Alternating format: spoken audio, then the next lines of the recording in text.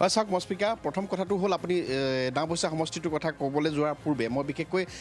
যদি আমি উত্তৰ অসমৰ সমষ্টিসমূহৰ কথা কওঁ তাৰ ভিতৰত যদি বিৰোধী ঐক্যজোঁটৰ ফালৰ পৰা অতি বেছি সম্ভাৱনা থকা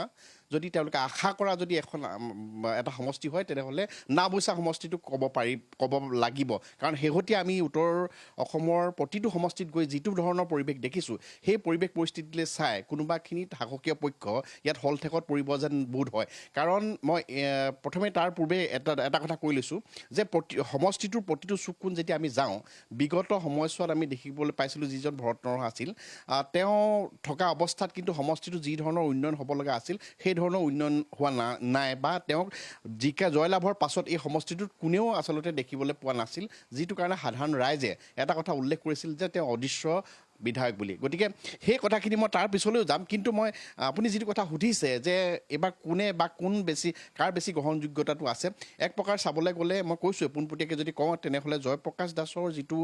তাত ভেটি আচলতে যোৱাবাৰ যদি আমি চাওঁ নিৰ্বাচনত তেওঁ লখিমপুৰ সমষ্টিৰ পৰা পৰাজয় বৰণ কৰাৰ পাছতেই নাওবৈচা সমষ্টিটোত তেওঁ যথেষ্ট মনোযোগ দিছিল যিটো কাৰণে 21ৰ পাছৰ পৰা তেওঁ এই সমষ্টিটোৰ প্ৰতিটো চুকে কোণে গৈ সাধাৰণ ৰাইজৰ মাজলৈ গৈ যিকোনো প্ৰকাৰে যিমানখিনি পাৰি তেওঁ সহায় কৰিবলৈ চেষ্টা কৰিছে গতিকে তেওঁৰ যিটো ভেটি আচলতে গণভিত্তি সেইখিনিত কিন্তু সঁচাকৈ ক'বলৈ গ'লে তেওঁ যথেষ্ট শক্তিশালী ৰূপত আছে তাৰ সমান্তৰভাৱে জনবিন্যাসৰ কথাটো আছে মই সেইটোলৈ যাম কিন্তু তাৰ লগতে এটা কথা ক'ব বিচাৰিছোঁ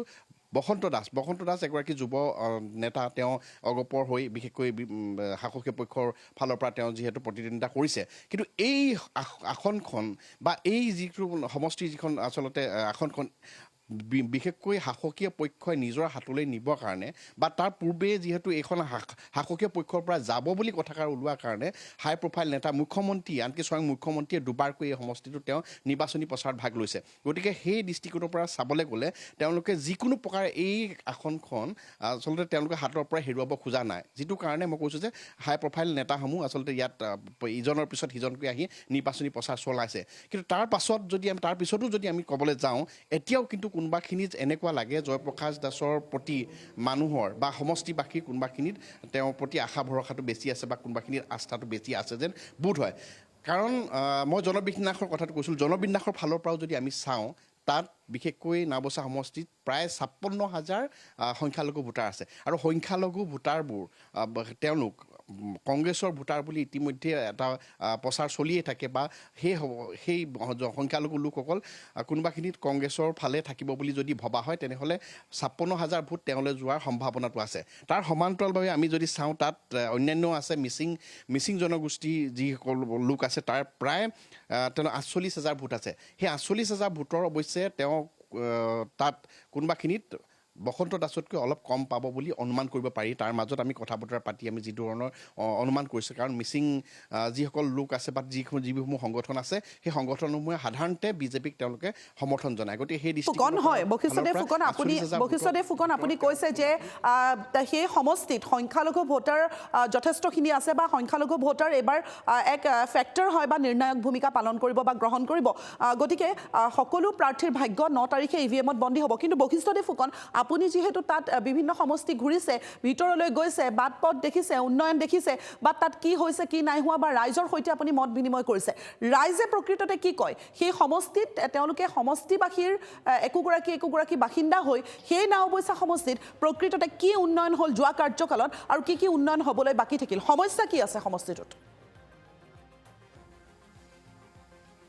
মই যদি কওঁ মস্পিকা এই মুহূৰ্তত যদি উত্তৰ অসমৰ আটাইতকৈ বেছি যদি পিছপৰি থকা এটা সমষ্টি আছে তেনেহ'লে নাওবৈচা সমষ্টিটো কাৰণ তাৰ বাট পথ যাতায়াতৰ পৰা আৰম্ভ কৰি যি ধৰণৰ উন্নয়ন হ'ব লাগিছিল তাত কোনো ধৰণৰ উন্নয়ন হোৱা নাই কাৰণ যোৱাবাৰ তাত এগৰাকী কংগ্ৰেছ বিধায়ক অৰ্থাৎ ভৰত নৰহে তেওঁ যিহেতু জয়লাভ কৰিছিল আৰু জয়লাভ কৰাৰ পাছতে সম্ভৱতঃ শাসকীয় পক্ষ বা চৰকাৰী পক্ষই তাত উন্নয়নৰ কাম বিশেষভাৱে সম্ভৱতঃ নকৰিলে বা কোনোবাখিনিত সেই সমষ্টিটোৰ প্ৰতি গুৰুত্ব আৰোপ নকৰিলে যাৰ কাৰণে আৰু তাৰ সমান্তৰালভাৱে ক'ব লাগিব বিধায়কগৰাকী জয়লাভৰ পিছত সমষ্টিটোলৈ এবাৰো নাহিল গতিকে সেই কথাখিনি তেওঁলোকৰ মনত আছে যথেষ্ট ক্ষোভ আছে তাৰ মাজতে কিন্তু একাংশ ভোটাৰে কিন্তু এটা কথা কৈছে যে আমি জয়প্ৰকাশ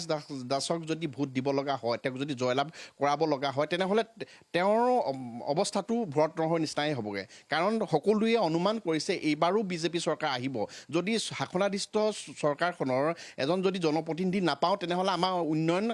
সমষ্টিটো নহ'ব, আগৰ দৰে আমি থাকিব লাগিব। তেনেদৰেও কিন্তু কিছুমান ভোটাৰে ভাবিছে, সাধাৰণ ভোটাৰে ভাবিছে, যাৰ কাৰণে কোনোবাখিনিত এনেকুৱা যেন লাগে জয়প্ৰকাশ দাসৰ যদিও বা চৰ্চা হৈছে ক'ৰবাত ভোটাৰ যেন কোনোবাখিনিত বিশেষকৈ বসন্ত দাসৰ প্ৰতি আকৰ্ষিত হৈছে। কিন্তু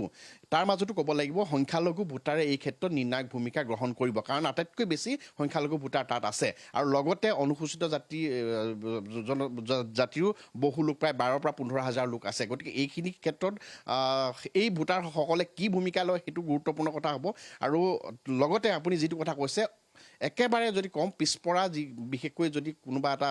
সমষ্টি আছে তেনেহ'লে নাওবৈচা সমষ্টিটো আছে। গতিকে সাধাৰণ ৰাইজে এটা কথাও ভাবিছে, মই পুনৰবাৰ কৈছোঁ যে তেওঁলোকে ভাবিছে যে যদিহে আমি বিৰোধী কোনোবা এজন বিধায়কক আকৌ জয়লাভ কৰাওঁ তেনেহ'লে আকৌ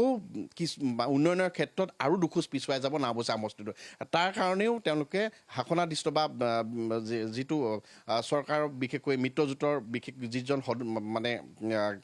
যিজন প্ৰাৰ্থী বসন্ত দাসৰ কথাটো কিন্তু তেওঁলোকে নভবা নহয়। গতিকে এই ক্ষেত্ৰত সময়ত হয়তো যুঁজখন এনেকুৱাও নহয় একপক্ষীয় যে হ'ব তেনেকৈ বুলি ক'ব নোৱাৰি, যুঁজখন যথেষ্ট টাফ হ'ব।